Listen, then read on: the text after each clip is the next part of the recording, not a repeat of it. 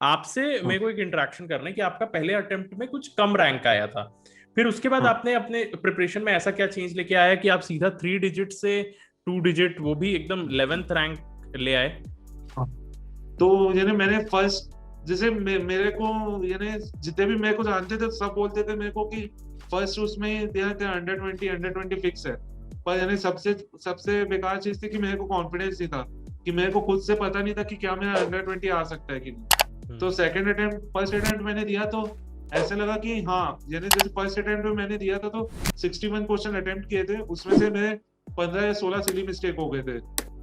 यानी 61 question attempt किया, यानी मेरा ऐसा है कि मैं अगर क्वेश्चन अटेम्प्ट कर रहा हूँ तो मेरे को 80% श्योर हूँ कि मेरे से बनेगा, यानी ऐसे तुक्का मुक्का मारने नहीं जाता हूँ। तो उसमें यानी मेरा सिली मिस्टेक हो गया था। तो फिर मेरे को ये कॉन्फिडेंस की जो कमी थी कि क्या मैं ला सकता हूँ, तो वो मेरे को सेकंड अटेम्प्ट में ये था कि हाँ, मैं कर तो सकता हूँ, बस मेरे को सिली मिस्टेक कंट्रोल करना है। तो यानी मैंने जब सेकंड अटेम्प्ट में चालू किया, तो सेकंड अटेम्प्ट में मैंने शुरू से यही रखा था कि एक तो मेरे को सिली मिस्टेक्स कम करनी है, और मेरे को जो अपनी जितनी भी वीकनेस है उसको अपनी हटानी है, और जो स्ट्रेंथ स्ट्रेंथ है उसको स्ट्रॉन्ग करनी हम्म। है। वीकनेस अगर पूरी भी स्ट्रेंथ में कन्वर्ट नहीं हो, तो भी ऐसा हो कि अगर कोई क्वेश्चन आए उससे वीक टॉपिक से, मेरे मेरे जो वीक टॉपिक्स है उसको एटलीस्ट मैं थोड़ा एक चांस तो दे सकूं। और उसके अलावा एक बार जैसे आप डेट दे देते हैं तो आपको पता चल जाता है, नहीं तो फर्स्ट अटेम्प्ट में हम लोग क्या करते हैं, ये भी पढ़ लो वो भी पढ़ लो, जहां से मिल रहे हैं वहां से उठा उठा लो कि ये भी ले लो वो भी ले लो, एकदम हम लोग हौच पौच कर देते हैं कि इतना सारा स्टडी मटेरियल, इतना सारा ये, सबका अलग अलग तरीका पढ़ लेते हैं, एकदम खिचड़ी बना देते हैं। तो सेकंड अटेम्प्ट में तो मैंने एक ये चीज ध्यान रखी थी कि अगर जहां से अच्छा मिल रहा है वो कोई नहीं है, जहां से अच्छा मिला है और जो आपको सूट कर रहा है तो उसको रख लो, और बाकी जो नहीं सूट कर रहा है उसको उतना वो मत दो, फोकस मत दो कि अरे ये नहीं हो रहा है। और उसके अलावा जैसे मैं था, एक तो कॉन्फिडेंस की कमी थी, और एक तो ये था कि बहुत सारे अपने इधर उधर घूमते रहते हैं, एक अपना फोकस नहीं रहता है। और तीसरा ये था कि गलतियां, जैसे मैं बताया कि मैं 16-17 सिली मिस्टेक्स हो गई थी। तो अगर मेरी 16-17 में से अगर 14 ही सिली मिस्टेक होती तो मेरा रैंक यानी 150 हो जाता, यानी 3-4 मार्क्स से मैं बचा हूँ।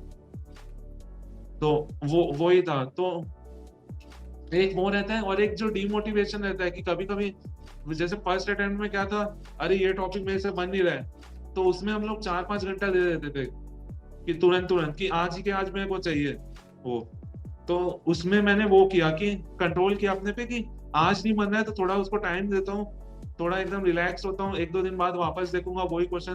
तो कभी अब मेरे साथ ऐसा होता था कि आज क्वेश्चन नहीं बना, तो दो दो दिन बाद वो क्लिक कर दिया कि इसको ऐसा बनाना चाहिए। तो वो सब यानी था। और जैसे सेकंड अटेम्प्ट में हम लोग का कॉलेज भी नहीं रहता है, चौथा पॉइंट तो यही है कि कॉलेज नहीं रहता है, तो अपने पास एकदम फ्री टाइम रहता है कि अगर अपने अच्छे से दे रहे हैं, अच्छे से आधा घंटा अच्छे से यानी 4-5 घंटा दे रहे हैं कि पढ़ने में, तो वो सफिशिएंट है मेरे को लगा था। और जैसे फर्स्ट फर्स्ट ईयर में जैसे फर्स्ट अटेम्प्ट में हम लोग को वो भी रहता है कि यानी सब लोग ऐसे देखते हैं कि कितने आवर्स कोई पढ़ रहा है, अरे 12 घंटे वो पढ़ रहा है तो यानी उसका अच्छा कॉन्सेप्ट होगा, उसका वो रहेगा। तो मैंने फर्स्ट अटेम्प्ट में मैं भी ये करता था कि मेरे को इतना घंटा पढ़ना है तो वो होगा, पर मैं बना ही था कि 4-5 घंटे पढूं, उससे ज्यादा मेरा फोकस नहीं होता था।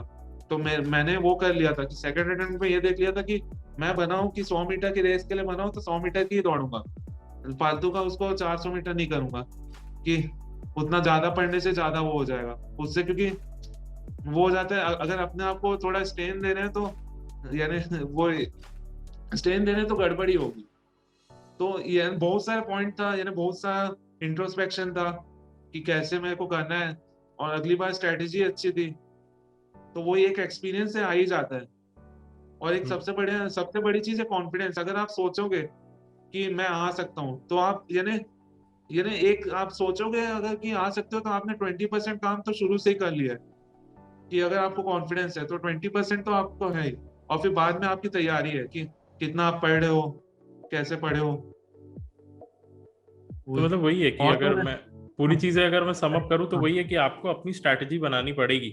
आपको ये पता करना पड़ेगा कि आपके अंदर क्या वीकनेस है, आपने क्या पिछले अटेम्प्ट में गलतियां की हैं, तभी आप इम्प्रूव कर पाओगे अपनी तैयारी पे, है ना सर? हाँ, क्योंकि वापस आप वो ही नहीं, वही चीज नहीं कर सकते कि जो चीज पहले ट्राई की है उसी को वापस बार बार ट्राई कर रहे हैं, तो वैसे हो ही नहीं सकता ना। आपके कुछ ना कुछ तो गलती किए होंगे, तो उसको हम लोग को रेक्टिफाई करना है सेकेंड अटेम्प्ट में। ये बहुत ज़रूरी है सर। तो जैसे आपका गेट में रैंक आया था 357, हाँ तो आप आईआईटी वगैरह के लिए सोचे होगे, तो हाँ कैसे किया जाता है आईआईटी में, क्या क्या प्रोसीजर रहता है, कैसे सिलेक्ट करना हाँ चाहिए किसी एक पर्टिकुलर ब्रांच को? क्योंकि अभी गेट एग्जामिनेशन हो चुका है स्टूडेंट्स का, तो अभी उनका सबसे हाँ प्रोमिनेंट डाउट यही रहने वाला है कि सर कैसे आईआईटी को भरा जाए, कितने रैंक में मिल जाता है, तो इसके बारे में थोड़ा सा बताइए। हाँ। तो जैसे आईआईटीज में तो ऐसा है कि अगर आपका इंटरव्यू हो रहा है, तो अगर आपका जैसे कट ऑफ क्लियर है, तो अगर आप कट ऑफ क्लियर है, अगर 500 कट ऑफ गया है, अगर आपका 500 रैंक भी है, पर अगर आपका इंटरव्यू अच्छा चला गया तो भी आप सेलेक्ट हो जाओगे। तो उसमें आईआईटीज आप कोई भी भर रहे हो, तो यानी जितनी आईआईटीज भर सकते हो उतना आप भर दो, कि जो जो आईआईटीज है सबका फॉर्म भर दो, कि किसी ना किसी में तो आपका कट ऑफ क्लियर होगा। जैसे जो मेरा 357 रैंक था, तो बहुत सारे में, जैसे आईआईटी दिल्ली है, उसमें मेरे को पावर इलेक्ट्रॉनिक्स में कट ऑफ क्लियर नहीं हुआ था मेरा। यो जैसे इलेक्ट्रिकल में पावर इलेक्ट्रॉनिक्स ही सबसे अभी क्या बोलते हैं हॉट टॉपिक चल रहा है, कि उसी में रिसर्च चल रही है ज्यादा। और वो तो यानी वो रहता है कि आप जितनी भी आईआईटीज में भर रहे हो, और एक चीज ये है कि आईआईटी में भरने के लिए सबसे ज्यादा इंपॉर्टेंट चीज है कि ये चीज मत कीजिए कि अगर वीएलएसआई में सबसे ज्यादा पैसा मिल रहा है कि मैं वीएलएसआई पढ़ूंगा। जैसे वीएलएसआई बहुत हार्ड टॉपिक लगता है मेरे को, इलेक्ट्रॉनिक्स का है, और इलेक्ट्रिकल भी उसको दे सकते हैं। तो अगर आपको लग रहा है कि ये कोई भी आपको ब्रांच मिल रही है कि ये ब्रांच में सबसे ज्यादा पैसा है, इसमें मैं करूंगा, तो वो हो जाएगा, यानी इसमें करूंगा तो ये सही है, पर वो यानी बाद में फ्रस्ट्रेशन का कारण बन जाता है। तो आप एक वो करके रखो कि क्या आपको अच्छा लगता है। जैसे मेरे को था कि मेरे को कोर ब्रांच में 4 साल पढ़ा हूँ, उसी में कुछ आगे करना चाहता हूँ, भले ही मेरे को पैसा कम भी मिले। मैं वापस कुछ नया एकदम शुरू से पढ़ना नहीं चाहता कि अलग से ब्रांच स्विच कर दिया। जैसे इलेक्ट्रिकल वाले हैं, वो इंस्ट्रूमेंटेशन में भी इंस्ट्रूमेंटेशन का भी भर सकते हैं, और ये इलेक्ट्रॉनिक्स का भी भर सकते हैं। वैसे इलेक्ट्रॉनिक्स वाले भी थोड़ा थोड़ा हमारे साइड का वो कर सकते हैं। तो आप एक ये है कि अगर आपको लग रहा है कि जैसे मेरी एक सीनियर है, उन्होंने तो एकदम डायरेक्ट कंप्यूटर साइंस में इलेक्ट्रिकल से किए हैं, और कंप्यूटर साइंस में वो कर लिया, एमटेक कर लिया। पर क्योंकि उनका इंटरेस्ट था कि कोडिंग वो सब में इंटरेस्ट था, तो वो वहां पे भी स्विच कर लिए। तो आप अपना स्ट्रेंथ यहाँ पे भी वही आ जाता है कि आपको क्या अच्छा लगता है, क्योंकि एमटेक एकदम वो नहीं है। आप आईआईटी वो सब में जा रहे हैं, तो आपको ये सोच के जाना है कि वहां पे ऐसे प्राइवेट टाइम नहीं है कि आप यानी एग्जाम के 4-5 दिन पहले पढ़े, मार्क्स ले आए और निकल गए। आईआईटीज में आपको ये है कि पूरा आप जो एक सेमेस्टर है, आपको हर दिन यानी असाइनमेंट्स हैं, क्विजेज हैं, और इतना सब कुछ रहता है। तो सबसे पहले तो भरने से पहले यही सोचना है कि आपको करना क्या चाहते हो। आप ये नहीं कर सकते कि आपको अच्छी ब्रांच, इस ब्रांच में अच्छा स्कोप है, इसको कर लेते हैं, पर फिर वो ब्रांच को करते करते हालत खराब हो रही है। और उसके अलावा ये है कट ऑफ प्रीवियस ईयर के देख भी लीजिए, पर कट ऑफ पे उतना वो नहीं कीजिए कि विश्वास नहीं कीजिए, क्योंकि कभी कभी क्या रहता है कि वो आईआईटीज लोग अलग से सेट करते हैं। जैसे एमएसक्यूज इस बार थे, इस बार इलेक्ट्रिकल में कोई एमएसक्यू ही नहीं आया। एमएसक्यू का इतना वो चल रहा था, तो एकदम अनप्रेडिक्टेबल है कि वो कब कट ऑफ वो कर दे, बढ़ा दे, कि उनको लग रहा था कि उतने यानी रेस्पॉन्स अच्छा नहीं आया, तो वो बढ़ा दिए। तो मेरा तो यही सजेशन है कि अगर आपको जाना है तो सब आईआईटीज में भर ही दीजिए, पर अगर आपको ये है कि अगर आपके मन में नहीं है कि अगर आपको टॉप आईआईटीज से करना है, तो टॉप आईआईटीज का ही भरिए। और जैसे मैंने भरा था, और मेरे को जैसे वहां से प्रेशर हो रहा था, जैसे जितने भी टीचर्स हैं या जितने भी फ्रेंड्स हैं, तो मेरा तो शुरू से था कि पीएसयू में जाना है तो ड्रॉप लूंगा। तो ऐसा ऐसा हो रहा था कि जितने भी टीचर्स हैं वो लोग बोल रहे हैं कि, टीचर्स हैं या दोस्त भी बोल रहे हैं कि एक साल अपना वो रैंक वेस्ट मत कर, आईआईटी में चले जा, कोई भी अच्छी आईआईटी में चले जा, टॉप 4 या टॉप 5 आईआईटीज में, और फिर पढ़ लेना। तो मैंने वो भी यानी वो भी आपको सोचना है कि आपको मेन बेसिक ये क्लियर होना चाहिए कि आपको करना क्या है। आप पहले ये देखिए कि मेरे को इसी आईआईटी में जाना है, तो आप एकदम उसका रिसर्च मान लीजिए कि हाँ इसमें ये होता है, उसमें वो होता है, इसमें ये ब्रांच अच्छी है। और फिर सेकंड आप ब्रांच चुनिए कि मेरे को इस ब्रांच से करना है। जैसे मेरे को पावर इलेक्ट्रॉनिक्स अच्छा खासा बनता था, पावर इलेक्ट्रॉनिक्स, पावर सिस्टम, और मेरे को अच्छा भी लगता था पढ़ना, मशीन पावर इलेक्ट्रॉनिक्स यानी कोर इलेक्ट्रिकल मेरे को अच्छा लगता था पढ़ना। तो उस हिसाब से मैं सोच के रखा था कि IIT दिल्ली जाऊंगा, वहाँ का कोर अच्छा है। IISc बैंगलोर में तो एकदम वापस बेसिक से पढ़ाते हैं, एकदम बेसिक से हाई लेवल का। तो मेरी जैसे ये दो प्रायोरिटी थी कि IIT दिल्ली या IISc बैंगलोर। Okay. और फिर मैंने दिया तो मैंने खड़गपुर का भी था इंटरव्यू, IIT दिल्ली का भी दिया था, बॉम्बे का तो हम लोग का एग्जाम हो गया था। हाँ, और एक चीज ये है कि आप कोई भी IIT का भर रहे हैं और फर्स्ट अटेम्प्ट में, यानी आप कॉलेज भी साथ में है, तो ये प्रीवियस ईयर में देख लीजिए कि बहुत सारे IIT का क्लैश हो जाता है कि आज ही कानपुर का है, आज कानपुर का है और आज ही खड़गपुर का भी एग्जाम। और उसके साथ क्या होता है कि हम लोग का एंड सेमेस्टर चल रहा है, एंड सेमेस्टर में ही वो इंटरव्यूज हैं। तो आप एक वो देखना चाहिए कि वो भी स्ट्रेटेजी बनाना चाहिए कि कौन सी अपनी दे सकते हैं, वो भी आपको ध्यान रखना है जैसे IITs देने के पहले।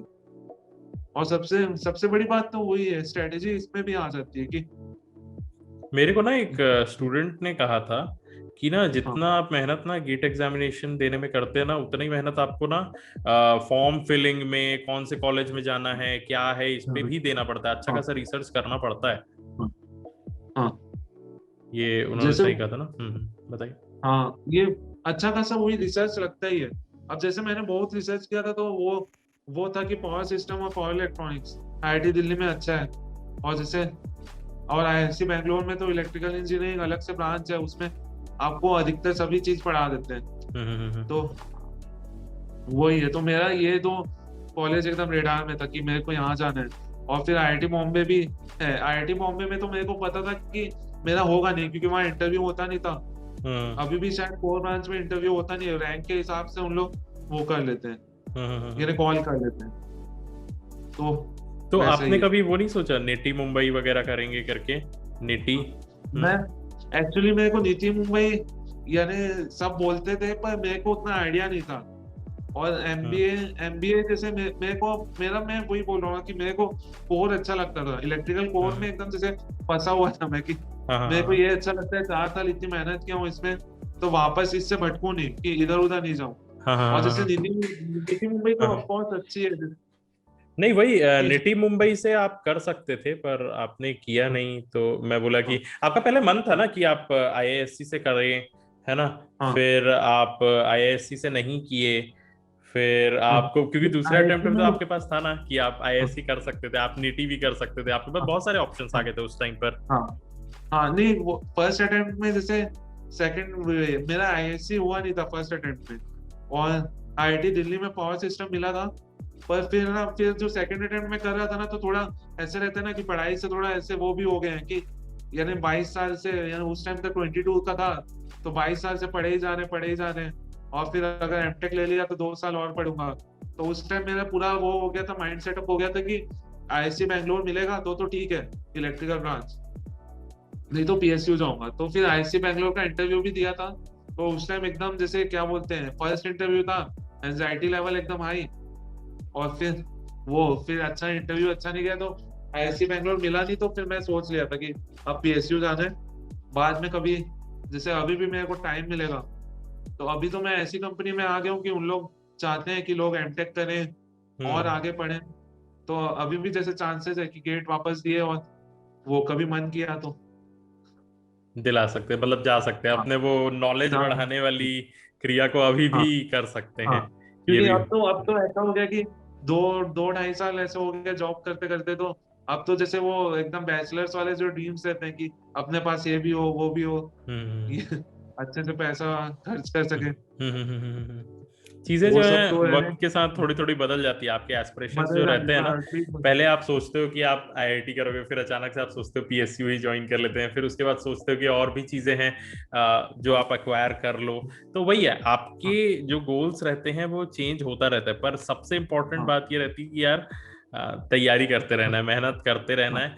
गोल्स भले चेंज होते रहें, पर कहीं पर भी चले जाएं, मेहनत तो करना पड़ेगा ही, है ना सर? वो तो है। मैं यानी मेरा एक चीज सबसे अच्छा ये था कि मैं ऐसे कोई भी चीज रहती है ना, मैं वैसे नहीं देखता हूँ कि उसमें पैसा ज्यादा मिल रहा है या उसमें उसमें मेरे को रिवॉर्ड ज्यादा मिल रहा है। मैं ये देखता हूँ कि जैसे हैप्पीनेस लेवल क्या होगा मेरा, कि अगर मैं वो चीज करूंगा, अगर मैं अच्छे से खुशी से करूंगा, तो बहुत अच्छा उसे बेस्ट परफॉर्मेंस दे पाऊंगा। तो एक चीज ये भी रहता है जैसे आईसी, नो डाउट, जैसे कोई भी अभी जैसे मेरे साथ ही जो 2018 बैच वाले हैं, जितने भी एमटेक किए हैं, उनका यानी पे जो है मेरे से ज्यादा ही है, कि जैसे 25 लाख से ज्यादा ही है।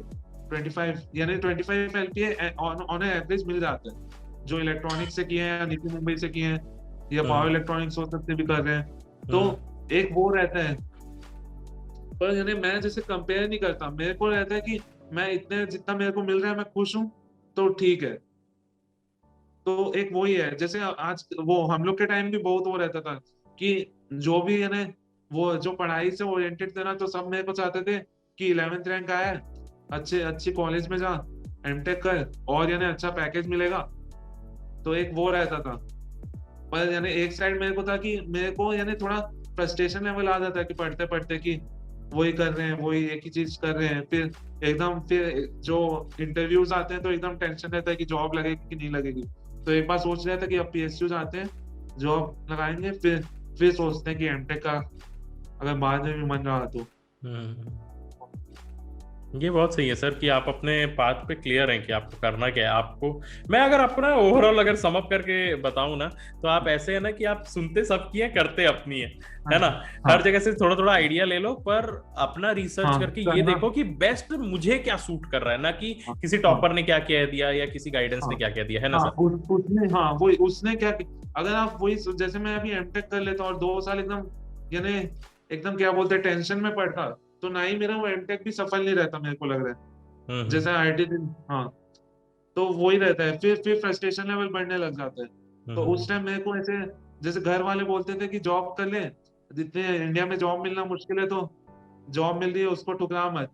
और यानी जो भी जैसे कॉलेज वाले हैं, कॉलेज के प्रोफेसर हैं, या जो भी यानी जो टीचिंग वाले हैं, तो वो बोलते थे एमटेक कर ले, 2 साल और पढ़ना पड़ेगा पर लाइफ अच्छी हो जाएगी।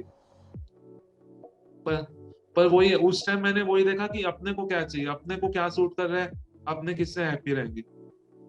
सही है सर। सर फाइनली हम लोग कंक्लूड करेंगे। मुझे ये जानना है कि सर गेट के लिए स्टूडेंट्स का आपका क्या टिप है, जैसे आप 2022 के लिए हैं, है ना। मैं चाहता हूँ कि ना आपकी तरफ से एक शेड्यूल बता दीजिए कि अभी जैसे अभी अभी गेट एग्जामिनेशन हुआ है ना, अभी लोगों के पास कंप्लीट 1 साल है, तो 1 साल के लिए कैसे तैयारी की जाए इलेक्ट्रिकल में, किससे कहाँ से स्टार्ट करें, कब एंड करें, कब टेस्ट सीरीज दें, और फिर इसके बाद हम लोग सेशन एंड करेंगे, बताइए। हाँ, तो जैसे उसके लिए तो सबसे पहली बात है कि अगर आप लोग गेट दे दिए और उसके बाद आप लोग रेस्ट नहीं लिए, सबसे पहली बात है रेस्ट लेना, कि आप 1 साल से पढ़ रहे हैं, फिर वापस यानी गेट अच्छा नहीं गया, वापस पढ़ना चालू कर दिए, तो यानी कम से कम 10 दिन का तो अपने आप को रेस्ट दीजिए कि थोड़ा घूमे फिरिए, और वो क्योंकि माइंड फ्रेश होगा तो वापस अच्छा स्टार्ट करने में मजा आएगी। नहीं तो अगर अपने वही कर रहे हैं तो मोनोटोनस हो जाता है एकदम। तो यानी वही करना है, जैसे जो भी आपको अच्छा करना है, अच्छा लगता है, तो 10 दिन में वो कर लीजिए।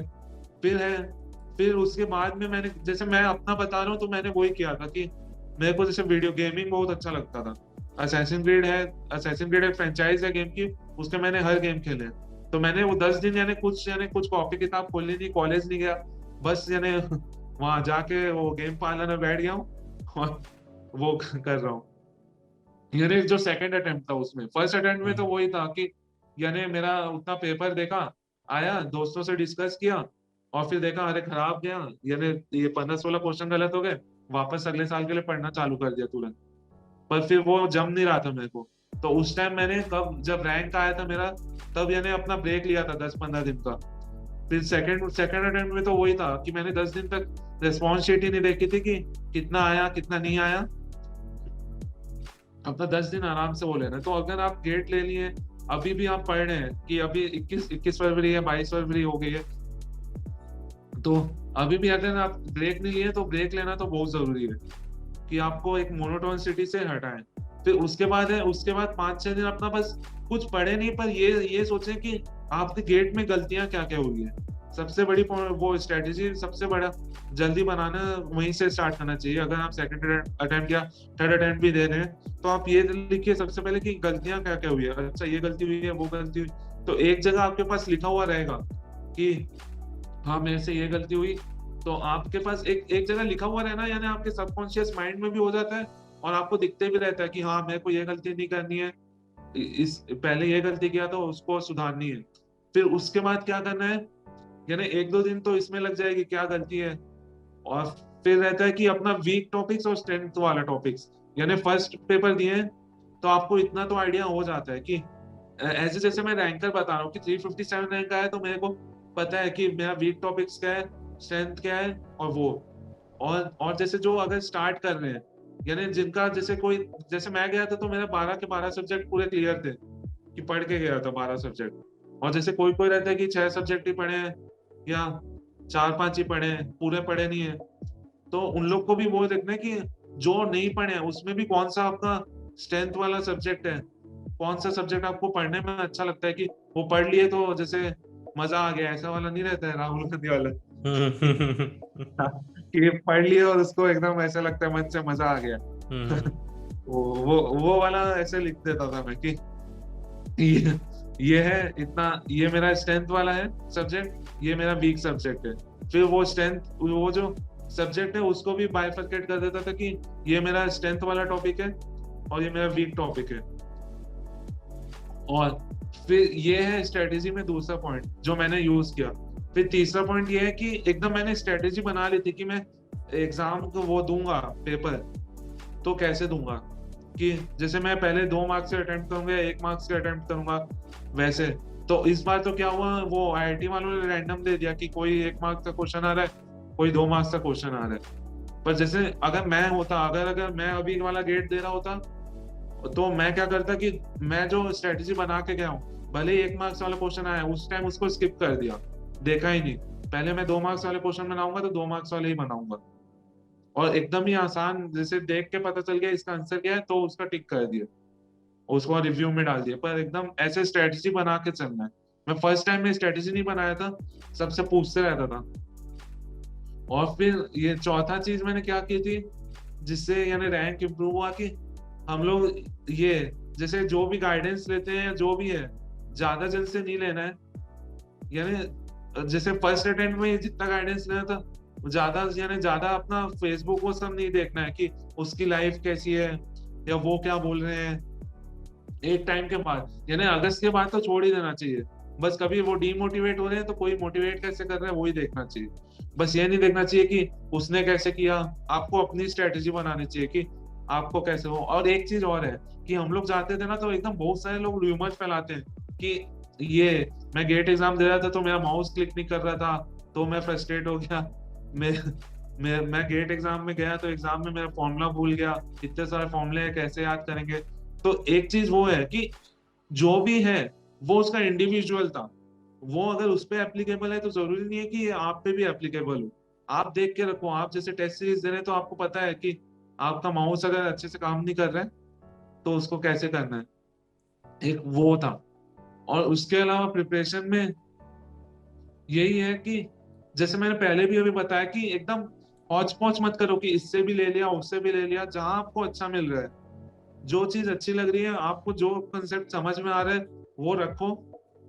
और जो यानी जिसका जो तरीका नहीं समझ में आ रहा है उसको यानी पढ़ के रखो, पर एकदम एकदम वो नहीं करो कि उसको भी समझना है, ये भी मेथड समझना है, वो भी मेथड समझना है, उससे हौच पौच नहीं करना है माइंड को। और जैसे आपने बताया था कि स्ट्रेटेजी एकदम क्लियर रहनी चाहिए, तो यानी वही है, पहले अपना 10 दिन अपना सबसे इम्पोर्टेंट है, 10 दिन रेस्ट और 10 दिन स्ट्रेटेजी के देने शुरू के। वो क्योंकि एक यानी वो अब्राहम लिंकन है, उन्होंने एक कोट दिया था कि अगर मेरे को कोई पेड़ काटने बोले और मेरे को कोई एक्स दे तो मैं पहले के 8 घंटे और 10 घंटा दे तो मैं पहले यानी कितना भी और दे तो मैं पहले का 60% और एक्स को शार्पन करने में लगाऊंगा, फिर पेड़ काटूंगा।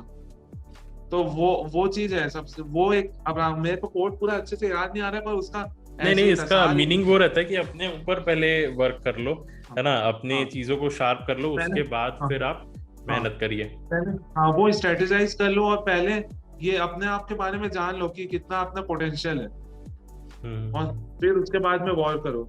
जी। और यानी वही है जैसे आप, और एक और मोटिवेशन के लिए मैं ये करता था कि एक वो थे, जैसे मोटिवेशन के लिए तो रोज एक ही मोटिवेशन ऐसे ही रैंडम गूगल में सर्च करते हैं ना कि रैंडम मोटिवेशनल कोट्स, तो एक कोट पढ़ लिए और उसका उसके बाद में ज्यादा देखे नहीं, वैसे हो रहा था।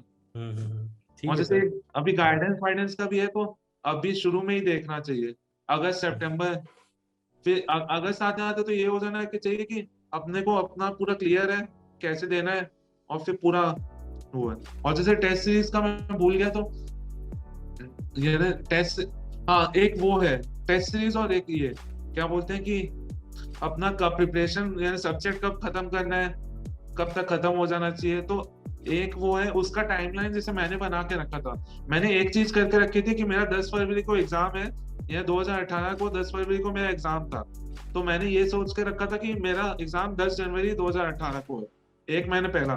तो मैंने उसके हिसाब से तैयारी किया कि जनवरी में मेरा है एग्जाम, कोई भी टेस्ट सीरीज दे दूंगा एक, और उसके हिसाब से तैयारी किया था मैंने कि जनवरी है तो 2 दिसंबर, नवंबर, अक्टूबर, हाँ नवंबर तक मैंने ये कर लिया था कि नवंबर तक कोई भी हालत में मेरे सब सब्जेक्ट अच्छे से होना चाहिए, कि मेरे स्ट्रेंथ वाले जो टॉपिक्स थे जो मैंने लिखे थे शुरू के 10 यानी बाद यानी सेकंड 10 डेज में, वो मैंने उसको स्ट्रेंथ वाले टॉपिक्स को और स्ट्रेंथन कर लिया, और वीक टॉपिक्स पे भी अपना वर्क कर लिया।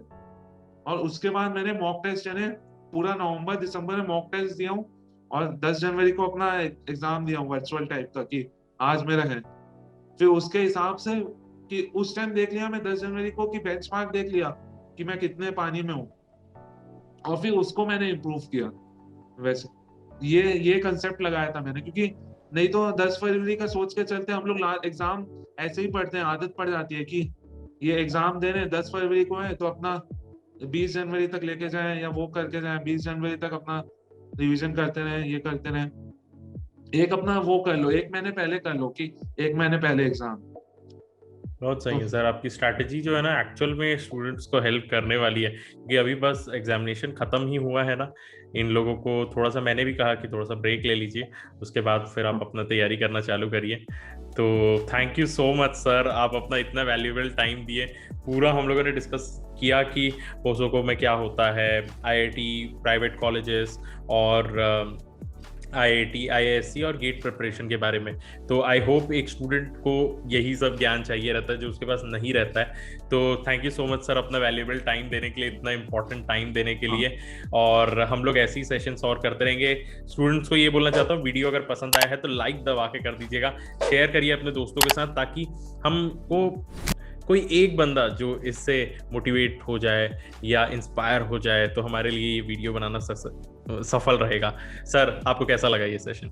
हाँ, मेरे को तो मन की बात कहने का वो मौका मिला कि अगर हम लोग भी जैसे देखते थे कि जब हम लोग भी प्रिपरेशन कर रहे थे तो हम लोग भी किसी को देखते थे कि अरे ये कैसे कर रहे हैं, लाइफ में कैसे चल रहे हैं उनकी लाइफ तो एकदम बेहतरीन है, और हमको भी ऐसा करना है। तो ये मेरे को अच्छा लग रहा है कि मैं आज उस पोजीशन में हूँ कि अब जो मैं जो सोचता था कि यानी वो क्या या सेलिब्रिटी या जो भी है कि वो, तो आज मैं भी उसमें हूँ, तो वो देख के बहुत खुशी हुई। Thank you so much sir अपना टाइम देने के लिए। मैं जल्दी से जल्दी इसको एडिट कराऊंगा। बाकी स्टूडेंट्स आप सब अब लोग अपना ख्याल रखिए, बहुत अच्छे से ध्यान रखिए। Thank you so much sir, हम इसको जल्दी से जल्दी पब्लिश कराने की कोशिश करेंगे। Thank you, bye bye, have a nice day.